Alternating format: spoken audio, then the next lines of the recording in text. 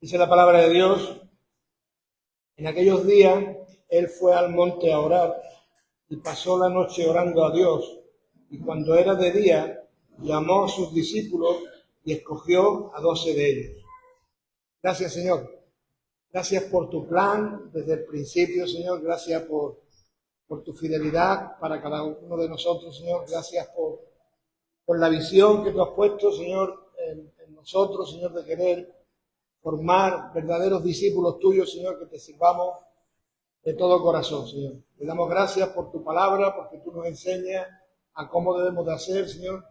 Te damos gracias por el alimento que tú nos das en tu casa, Señor, que no necesitamos buscar comida afuera porque nos da lo necesario para podernos alimentar y crecer en tu presencia, Señor. Te bendecimos y te damos gracias por todo. En el nombre de Jesús. Amén. Amén. De verdad que es una bendición el poder comprobar de la manera que Jesús nos ama, de la manera que Dios es fiel con nosotros, cómo nos reafirma en las decisiones que Él pone. Antes hablaba Brigitte de la fidelidad de Dios. La fidelidad de Dios no es solamente en las ofrendas, la fidelidad de Dios en todo. Cuando Dios te dice algo, no lo pongas en duda. Si viene de parte de Dios, lo que puedes hacer es pedirle confirmación. Está bien, porque a veces nos pueden confundir nuestros propios pensamientos. Acordaros de Gedeón, como puso el vellón fue Gedeón, no el vellón, como puso el vellón y le decía primero que esté seco, luego que esté mojado, y que lo único que quería era comprobar que lo que iba a ser realmente era la voluntad de Dios. Pero cuando estuvo seguro de que era la voluntad de Dios, de que era Dios quien estaba hablando, ya ahí se acabaron todas las dudas. Y estamos en el proceso todavía estamos al principio de seguir animando a la gente en el discipulado que estamos haciendo los jueves. Es muy importante, hermano, quiero que os deis cuenta de la importancia que tiene para Jesús el que su pueblo se prepare, que su pueblo esté a la altura de lo que Él demanda de nosotros.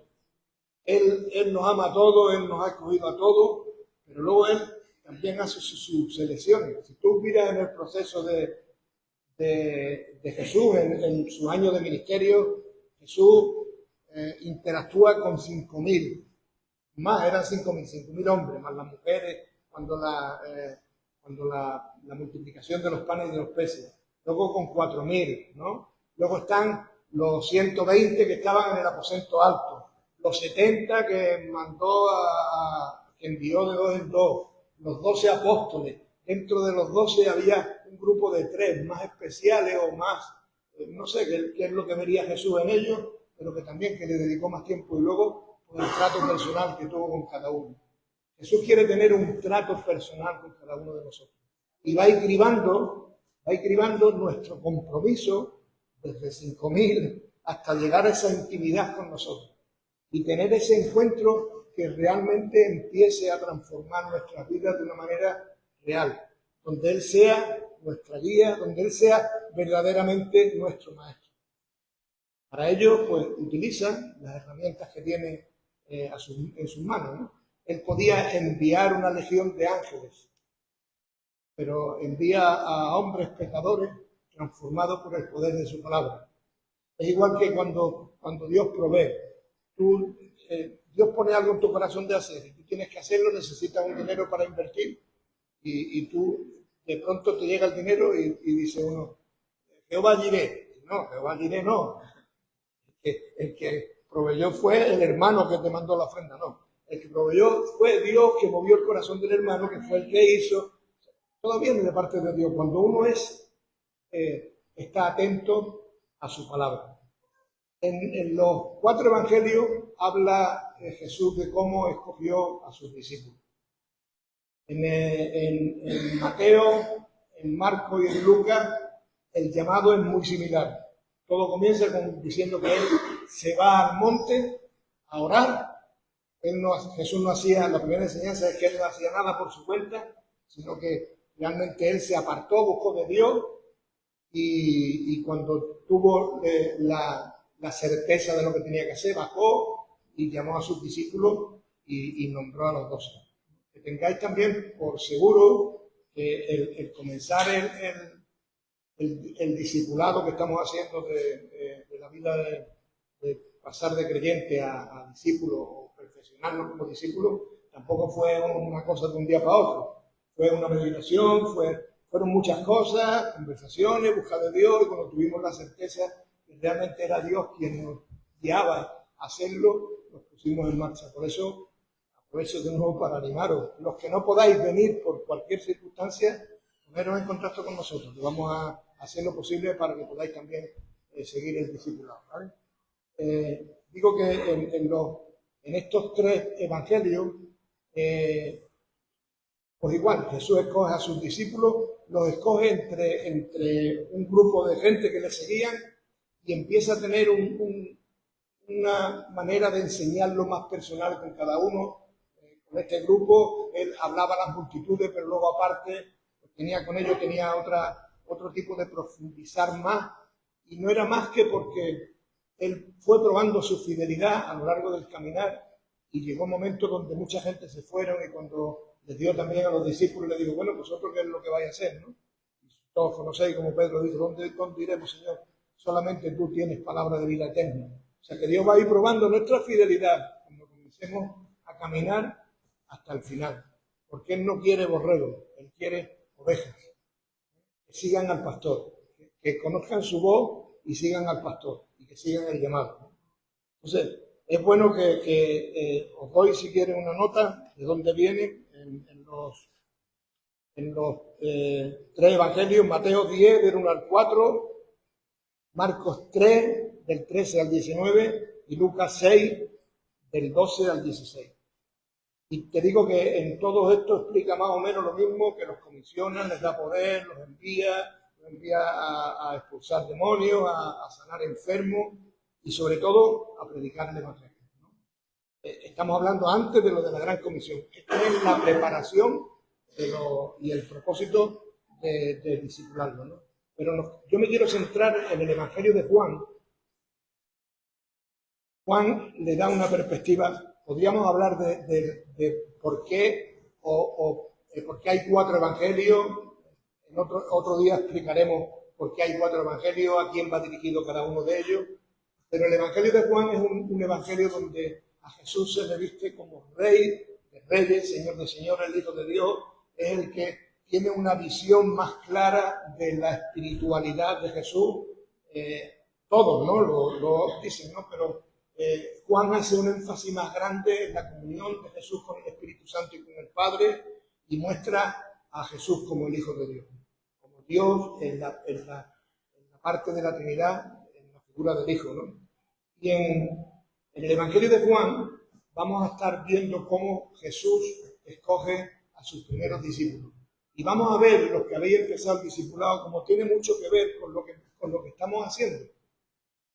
Con lo que hemos hablado hasta ahora, que hemos hablado muy poquito, pero ya con este poquito que hemos hablado nos vamos dando cuenta de que realmente es una visión de Dios. Está bien enfocado y es bueno, de verdad, os vuelvo a decir, es bueno que lo podamos hacer.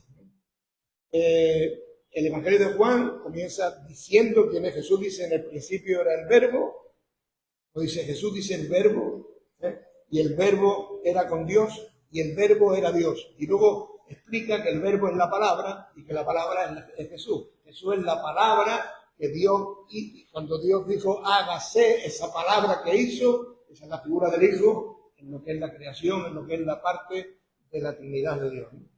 Y vemos que antes de que Jesús comience a escoger a sus discípulos, Dios envía, porque la grandeza de la Biblia es que escrita en el tiempo que fue, donde no había las herramientas que hay hoy día, donde tú puedes consultar lo que otro dijo y ver, ¿no? En aquel tiempo, pues imagínate, no había nada, no había, pero hay una armonía absoluta en toda la Biblia desde el principio hasta el final.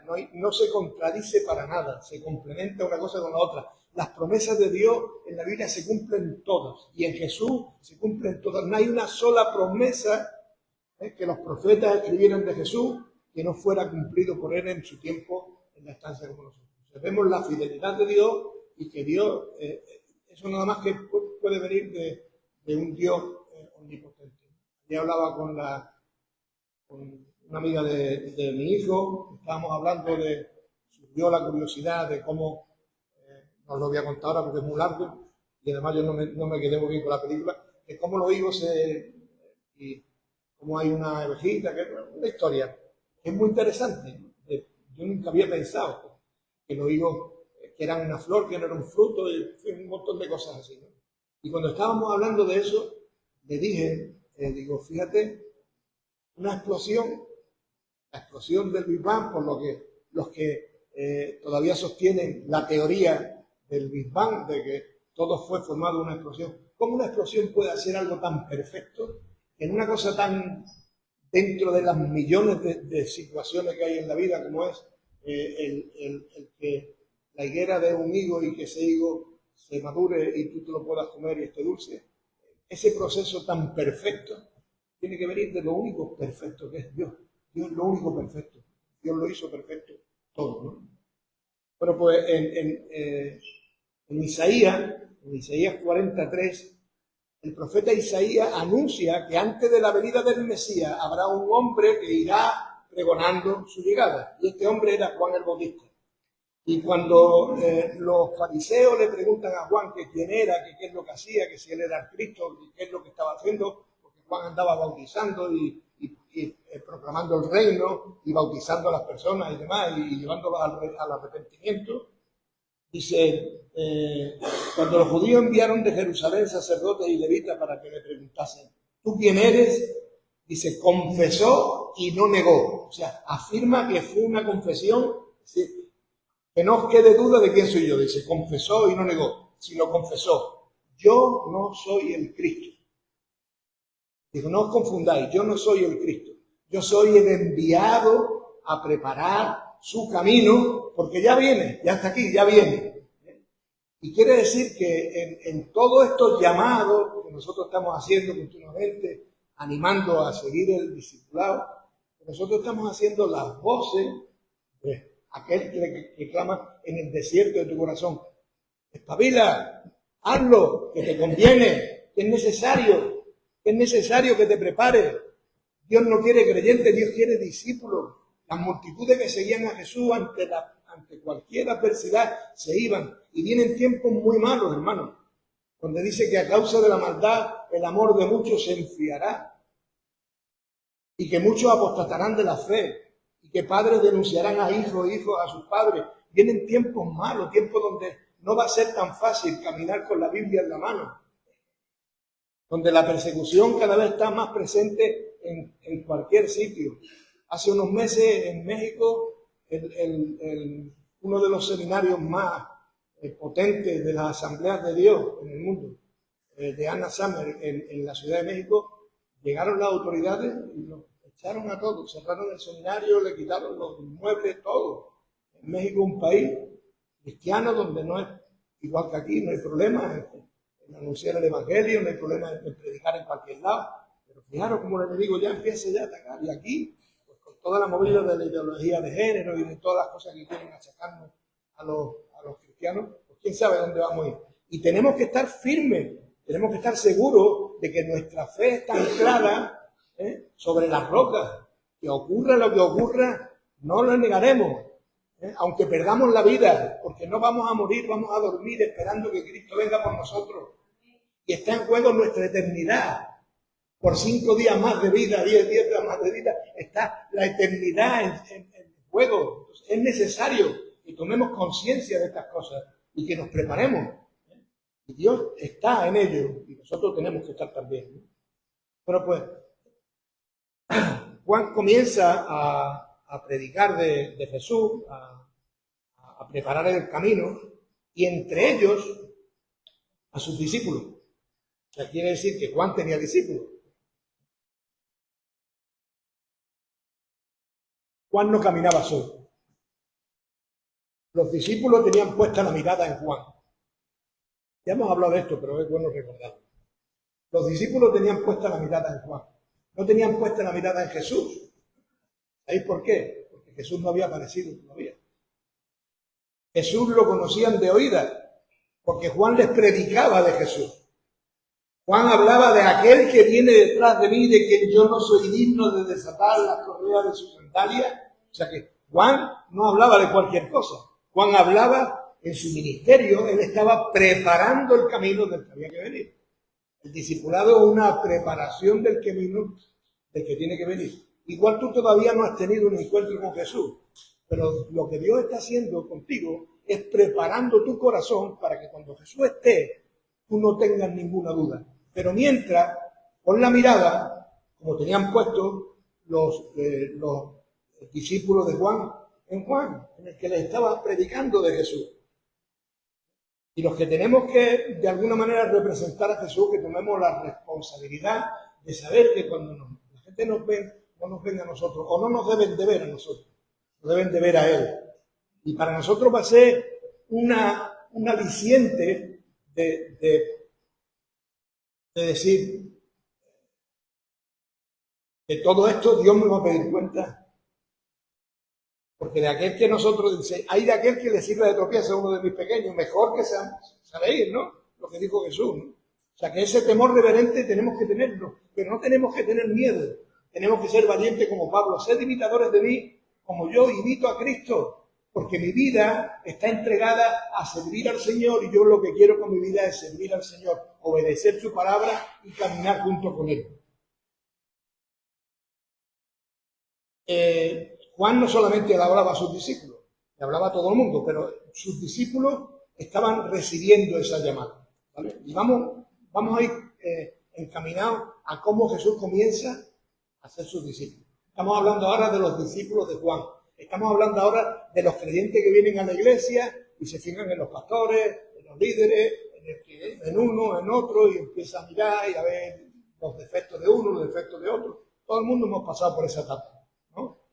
Pero lo importante es que cuando te vean, digan, yo veo algo distinto. O cuando te vean la gente que te conoce, la gente que te han conocido en tu vida cuando Cristo no era el Señor de tu vida y que te ven ahora y no saben qué es lo que ha ocurrido, pero saben que algo ha ocurrido. Porque ya no te ven igual. ¿Y sabes por qué no te ven igual? Porque ya no eres igual. Porque Dios está transformando tu vida, que de eso se trata el proceso que Dios quiere hacer con nosotros. Transformar nuestras vidas. En Juan 1:29 dice, el siguiente día vio Juan a Jesús que venía a él y dijo, he aquí el Cordero de Dios que quita el pecado del mundo. Este es aquel de quien yo dije, después de mí viene un varón el cual es antes de mí, porque era primero que yo. Y yo no lo conocía, más que porque fuese manifestado a Israel, y por esto vine yo bautizando con agua. También dio Juan testimonio diciendo, vi al Espíritu que descendía del cielo como paloma y permaneció sobre él. Y yo no le conocía, pero el que me envió a bautizar con agua, aquel que me dijo, sobre quien veas descender el Espíritu y que permanece sobre él, ese es el que realmente bautiza con el Espíritu Santo.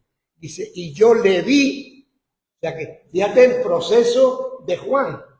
Él había recibido un llamado de Dios, había obedecido sin saber, había obedecido, pero llega un momento que dice, y yo le vi, y he dado testimonio de que este es el Hijo de Dios. No tengo ninguna duda. ¿Por qué? Porque Dios me lo anunció, porque yo obedecí y llegó el momento, Él apareció y yo lo vi. Y hubo ese encuentro. Ese es el proceso del discipulado, ¿vale? Y ahora, esta experiencia que ya tiene, que ya sabe quién es, se la transmite a sus discípulos. Dice, el siguiente día, otra vez estaba Juan y 2 de sus discípulos. Ya Juan totalmente transformado. Bueno, antes de deciros que aquí habla del siguiente día, pensad que el Evangelio de Juan o cualquiera de los otros 4 evangelios están condensados 3 años de ministerio. O sea que no hay que tener en cuenta que está hecho un relato de continuo, pero no sé, los días que pasaron en medio, no lo sé, y tampoco nos importa, ¿no? Lo importante es la secuencia, ¿no? O sea que aquí no está relatado momento por momento, sino sería, pues imagínate, ¿no? Describir 3 años de lo que ocurrió, ¿no? O sea que cuando aquí dice el día siguiente, igual no fue el día siguiente, pasó un tiempo, no lo sé, ¿no? Os lo digo porque ahora vamos a tratar con esto de un día y otro y parece que fue todo muy sobre la marcha y vamos a ver que no fue tan sobre la marcha. Y al día siguiente otra vez estaba Juan y dos de sus discípulos, o sea, ya no estaba él solo, estaba Juan y dos de sus discípulos. Y mirando a Jesús que andaba por allí, dijo, he aquí el Cordero de Dios. ¿Vale? O sea, los discípulos que habían escuchado hablar del Cordero de Dios, ahora ya estaba allí. Y dice, ese es el Cordero de Dios. ¿Y saben lo que ocurrió? Dice, le oyeron hablar los dos discípulos y ¿saben lo que hicieron? Siguieron a Jesús. Se apartaron de Juan. Dijeron, ya el que tú nos anunciabas, ya está. Ese es el proceso que Dios quiere llevar en nosotros. Tú vas a ver a Jesús a través de otra persona. ¿Hasta cuándo? Hasta que Jesús aparezca. Y lo vas a seguir a él. Y ya va a ser discípulo del Maestro y un discípulo preparado para ser nuevos discípulos. Y ese es el proceso de multiplicación del pueblo de Dios. Una iglesia de discípulos que hacen discípulos. Volviendo Jesús, le dijo que buscáis. Bueno, aquí hay un proceso de hablar Jesús con estos dos que le siguieron. Uno de ellos era Andrés, el otro no dice el nombre. Y total, le preguntan una serie de cosas, pero la respuesta de Jesús es categórica. Cuando estaban preguntando que, bueno, él le dijo, ven y ve. Y hoy, miembros de la iglesia Betania, os decimos, ¿quieres ser discípulo de Jesús? Ven y ve. Experiméntalo tú. Experiméntalo, pero experiméntalo. No te quedes en la duda, no te quedes en el camino. Ponte en marcha. Ponte en marcha. Jesús se quiere dar a conocer a tu vida. Aprovecha la oportunidad y ponte en ello. Ven y ve.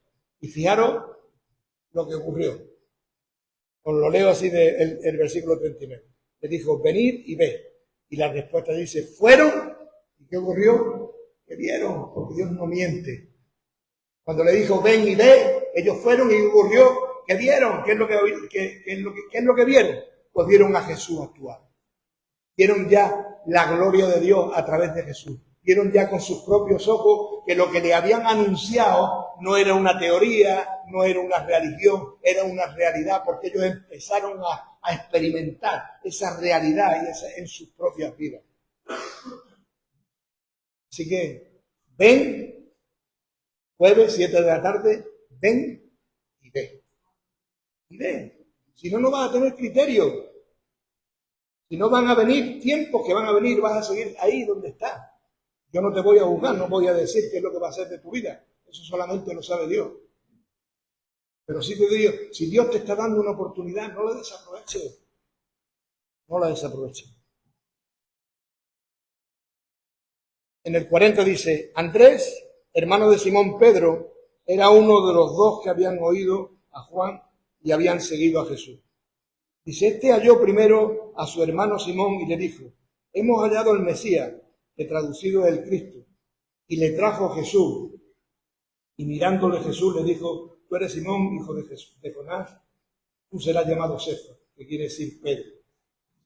¿Ves? Aquí se cuenta todo muy de corrida, pero seguramente, fijaros, Andrés y Pedro llevaban juntos desde niños, habían estado pescando con su padre, y cuando Andrés comienza a seguir a Juan el Bautista, seguramente su vida empieza a ser transformada. Y Pedro, que estaba junto a él, pues vería lo que estaba ocurriendo en la vida de Andrés. Y cuando Andrés tiene el encuentro con Jesús, su vida, ahí fue donde viene la verdadera transformación. Y cuando le dice a Pedro, Pedro no duda. Recordaron un poquito más para adelante, en el capítulo 4, Jesús y la samaritana. ¿Qué ocurre cuando la samaritana, después de hablar con Jesús, baja al pueblo y el pueblo que la tenía repudiada la ve llegar con el rostro resplandeciente de haberse encontrado con el maestro y le dice, vení y ve qué hicieron los demás? Se fueron todos detrás, porque cuando Jesús llega a tu vida se transforma de tal manera que es perceptible a los demás. Ese es el proceso, ese es el regalo que Dios quiere hacer a través de la figura de Jesús. Dice, Jesús llama a Felipe y a Natanael. en el 43, dice, el siguiente día quiso Jesús ir a Galilea y halló a Felipe y le dijo, sígueme. Y Felipe era de Betsaida, la ciudad de Andrés y de Pedro. Y le siguió. No dice que le siguió, pero le siguió, ¿no? Pero fijaros lo que os decía antes. Dice, el siguiente día quiso Jesús ir a Galilea y halló a Felipe y le dijo, sígueme. O sea, podía parecer que Felipe había aparecido ahí, quién sabe cómo, ¿no? Y Jesús lo llama, pero no. Porque fíjate, el Espíritu Santo cuando inspira a Juan a escribir este evangelio, pone detrás, dice, Felipe era de Betsaida, la ciudad de Andrés y de Pedro. ¿Por qué creéis que pone la Biblia que Felipe era de la ciudad de Andrés y de Pedro? ¿Por qué? Pues porque él habría visto en el pueblo, conocería a Andrés y a Pedro de toda la vida, o de no sé cuántos años, y habría visto el proceso que estaba ocurriendo en las vidas de estas personas. Y seguramente que ellos en el fuego del primer amor, pues seguro que no se les había pasado de largo de decirle a Felipe, Felipe, hemos hallado al Cristo.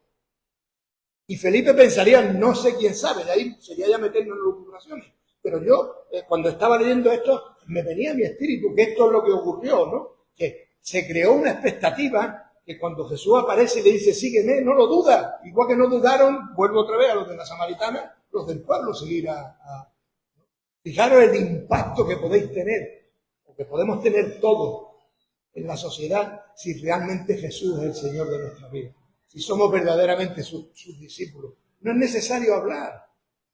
Su poder transformador va a hacer que nuestras vidas hablen, va a hacer que las puertas se abran, que los muros se caigan, que el entendimiento llegue.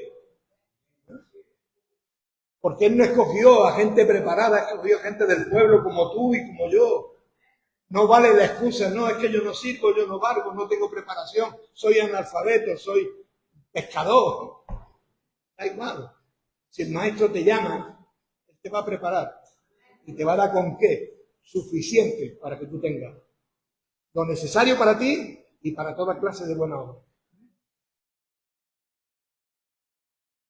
Y Felipe era de Betsaida, la ciudad de Andrés y de Pedro. Y sigue la multiplicación de los discípulos. Por eso me gusta el Evangelio de Juan. Porque dice que, no sé cómo sería, pero que el Evangelio de Juan, que es un evangelio más espiritual, y cuando yo estaba leyendo esto y pensando, sobre todo pensando en lo que estamos haciendo, porque te digo, antes cuando oraba lo decía, gracias Señor por el alimento que tú nos das en tu casa. No es necesario ir a comer a ningún lado.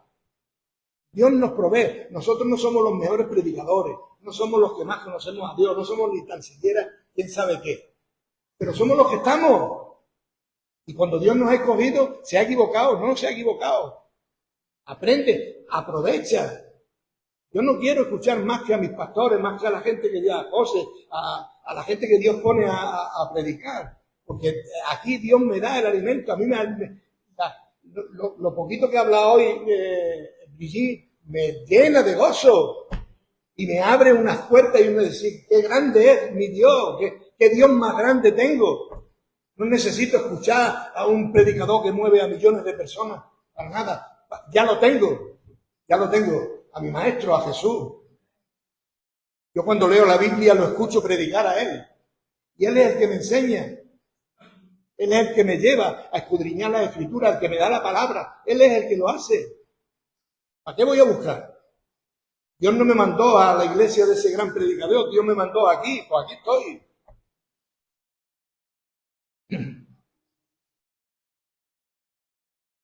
Felipe halló a Natanael y le dijo, hemos hallado a aquel de quien escribió Moisés en la ley, así como los profetas, a Jesús, el hijo de José de Nazaret. Se ve que Felipe era un hombre que sí tenía, bueno, todos los judíos, aunque no fueran a la sinagoga, todos conocían, porque la Torá o las leyes de Dios se transmitían oralmente, no solamente los que iban a la sinagoga o los que leían tenían acceso a saber el plan de Dios. Todos los israelitas sabían cuál era el plan de Dios. Todos los israelitas conocían la vida de Moisés, lo que Dios había hecho con su pueblo. Eso lo conocía todo el mundo. Y sabían lo que el profeta habían dicho. Todos esperaban a Jesús. Fíjate, hasta una samaritana decía, estamos esperando porque nuestros padres dijeron que de ahí debe venir. O sea, que hasta la misma samaritana conocía la venida de Jesús, o sea que eso era algo que el pueblo conocía. Pero Natanael empieza aquí a denotar que era un hombre que no se conformaba, sería como los de la iglesia de Berea, que no se conformaban con lo que escuchaban. Él necesitaba decir, no, esto lo tengo yo que confrontar con las Escrituras, a ver cómo puede ser, si hay aquí algo que no está conforme con las Escrituras, cómo es, ¿no? Y dice, Natanael le dijo, ¿de Nazaret puede salir algo bueno? Y le dijo Felipe, ven y ven. Felipe seguramente se quedó sin palabras, ya no sabía qué decirle, porque realmente cuando habla de Nazaret, cuando habla de Belén, habla de un pueblo pequeño, como que no era el lugar adecuado o los que los judíos se podían imaginar que iba a nacer el Cristo. Cristo tendría que nacer, según ellos, en un palacio. Nunca un israelita o un judío se pudo imaginar que Jesús fuera a nacer en un pesebre de una virgen. No, esas son cosas que no habían llegado siquiera a la mente de ellos. Y seguramente a la mente era pecado, no. Era simplemente lo que le habían enseñado, la tradición que traían de sus padres. Y este hombre no se conforma. ¿Cómo que de Nazaret? No puede ser. Un sitio tan pequeño. El hijo de José, el carpintero. No puede ser. Y él crea esa actitud. Y cuando Felipe, que no tenía con qué decir, y ahora que le digo, ¿qué le dijo? Ven y ve. Ven y ve, yo te voy a llevar a su presencia. Y cuando tú lo veas, pues tú decides si realmente de Nazaret puede salir algo bueno, o yo te estoy diciendo algo que no es, o decide tú. El 47 dice, cuando Jesús vio a Natanael que se le acercaba, dijo de él, he aquí un verdadero israelita de quien no hay engaño. Imaginaros la imagen. Allí en el fondo está Felipe, Natanael, están los dos hablando, Jesús viene y cuando está a tal distancia que ya Natanael puede escucharlo, antes de que Felipe le dijera, Jesús, ven que te voy a presentar a Natanael, o Natanael, vamos, no, antes de nada, Jesús lo mira y dice, ese es un verdadero israelita en que no hay engaño. Os voy a tomar la lección. ¿Recordáis lo que estuvimos hablando el domingo pasado, lo que nos compartió Juan el domingo pasado? No contestar, no voy a preguntar, por no poneros en un compromiso. ¿Se acuerdan? ¿Hay alguien que no se acuerde de lo que hablamos el domingo pasado? Bueno, Rebeca, tú que no estabas. Andrea, tú sí tenías que recordarlo. Está bien, pero gracias por tu sinceridad. Estuvimos hablando de esto. Estuvimos hablando, ¿os acordáis? De Jacob. Estuvimos hablando de Peniel. Estuvimos hablando de que el nombre de Jacob significaba ¿qué? Engañador. Y que Dios le cambia el nombre. ¿Y cuál le pone? Israel. Que era el que lucha con Dios, el que lucha en favor de Dios o al lado de Dios. Y ahora de pronto Jesús ve a Natanael y le dice, he aquí un verdadero israelita en quien no hay engaño. Fijaros, israelita y engaño. Vamos a seguir. Cuando Jesús vio a Natanael que se le acercaba, dijo, he aquí un verdadero israelita en quien no hay engaño. Y le dijo Natanael, ¿de dónde me conoces? ¿Cómo sabes tú? ¿Cómo puedes tú decir de mí si tú no me conoces de nada? ¿Te han hablado de mí para tú decirme esas cosas? Y respondió Jesús y le dijo, antes de que Felipe te llamara, cuando estabas debajo de la higuera, te vi. ¿Pensáis que Jesús le dijo, yo pasaba por aquí y vi que había un tío debajo de la higuera y dije, mira, Natanael? No. Si te vas a la Biblia, tenemos un recurso grande hoy día con el Google y con toda esta historia de el móvil es malo, pero también es bueno muchas veces. Si buscas si tú pones en el Google Juan 1, 48 en griego, simplemente Juan 1, 48 en griego. ¿Vale? Te va a salir lo que significa te vi, o lo que significa te vi en griego. Y te vi es jorao. Yo no sé griego, yo no he estudiado griego, pero como tengo este recurso fui y lo miré. Vi significa jorao, que no es ver de mirar. Dice propiamente fijarse. Es decir, por implicación, discernir claramente, física o mentalmente. O sea, que él le estaba diciendo, te di. Lo que le estaba diciendo Natanael, lo que tú estabas pensando, yo lo percibí porque el Espíritu Santo me lo reveló. Y me dijo que tú estabas pensando en Jacob, en lo que ocurrió en Peniel, en la lucha que él tenía, en cómo Dios transformó la vida de ese hombre. Y empezaría en el corazón de Natanael, empezaría a hervir de gozo, porque se dio cuenta que realmente la palabra israelita y que no hay engaño, lo descubría y ponía en manifiesto lo que realmente él estaba pensando. Estaba pensando en esa escalera que vio. ¿Os acordáis del domingo? Pero bueno, abrí la oreja y tomar nota. Hablábamos de eso, Juan nos hablaba de eso, de la escalera que bajaba del cielo, y cómo Jacob vio los ángeles que subían y bajaban. Y ahora vamos a confirmar que era así lo que estaba ocurriendo.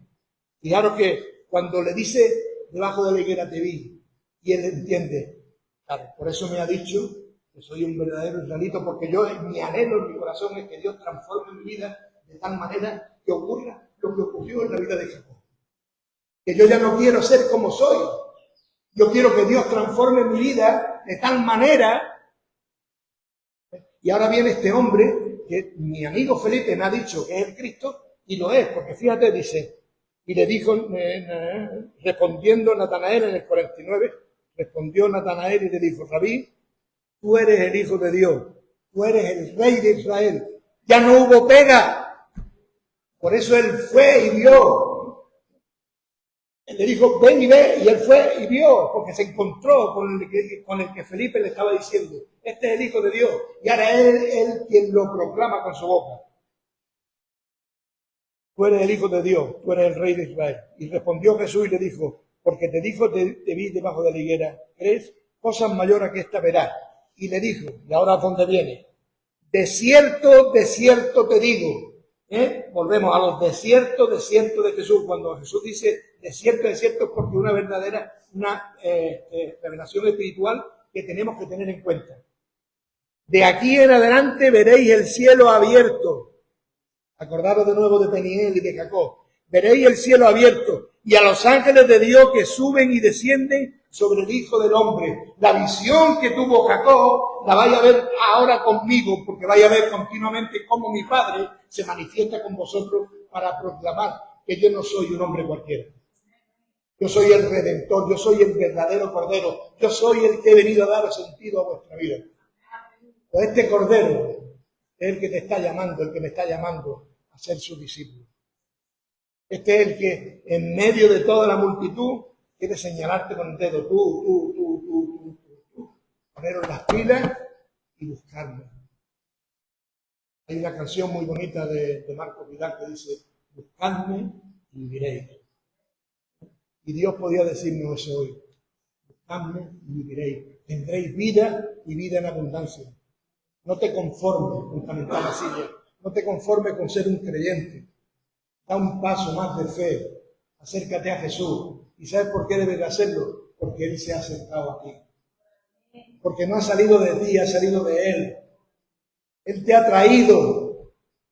Él es el que hace toda la trama para darnos a conocer sus verdades. Él es el que pone todos los medios. Así que anímate. Anímate y da paso de fe hacia Él. Él quiere decirte quién eras y quién quieres que sea. Nuestra vida van a ser transformadas de tal manera, y te lo digo con seguridad, que ni nuestra propia familia nos va a conocer. Ni nuestra propia familia nos va a conocer. Cuando yo llegué por primera vez a mi casa, después de haber aceptado a Cristo, después de haber nacido de nuevo, después de no haber nunca logrado engañar a mi madre, nunca, jamás, sin saber ella qué es lo que había ocurrido, porque llevaba mucho tiempo fuera, y me puse por primera vez, siendo hijo de Dios delante de ella, me dijo, pues bueno, sé que eres tú porque tienes la misma cara, pero tú ya no eres el mismo que te fuiste de aquí. Y creo que más de uno hemos podido experimentar eso, que nuestra propia familia nos ha visto la transformación tan grande cuando conocí a mi esposa y le conté mi vida vieja y le dije quién era y qué es lo que había hecho. Yo decía, cuando termine, no quería terminar de hablar porque dije, cuando termine de hablar ya no vuelvo a hablar más con ella en la vida porque le conté todo con pelos, señales y ni te imaginas. ¿Y sabes lo que me dijo? Pues me lo creo porque no me vas a engañar, pero nada de lo que tú me has dicho lo he visto con lo que miraba. Ya fue cuando le dije, claro, porque no te he hablado de mí, te he hablado de mi hombre viejo. Yo he nacido de nuevo y ya pude darle testimonio de Cristo. Pero te digo que el cambio es real y Dios quiere hacerlo con nosotros. Así que te animo a jueves, 7 de la tarde, si no puedes, por cualquier circunstancia, y quieres seguir el discipulado, habla con nosotros, vamos a ver la manera de que lo puedas hacer, pero hazlo de verdad, y esfuérzate, y hazlo sinceramente, lo vas a experimentar. Ven y ven. Que Dios nos bendiga. Gracias, Señor. Gracias por tu palabra.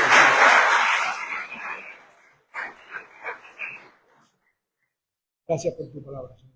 Te damos gracias por tu misericordia, por tu perdón, Señor. Abre nuestros oídos espirituales, Señor. Toca nuestro corazón, Señor. Con el deseo de conocerte, Señor. Que sintamos el peso del privilegio de que tú te hayas fijado en nosotros, Señor. ¿Cuántas veces nos hemos preguntado por qué nosotros? Porque a ti te plació. Gloria a Dios por ello. Te bendecimos y te alabamos en el nombre de Jesús. Amén.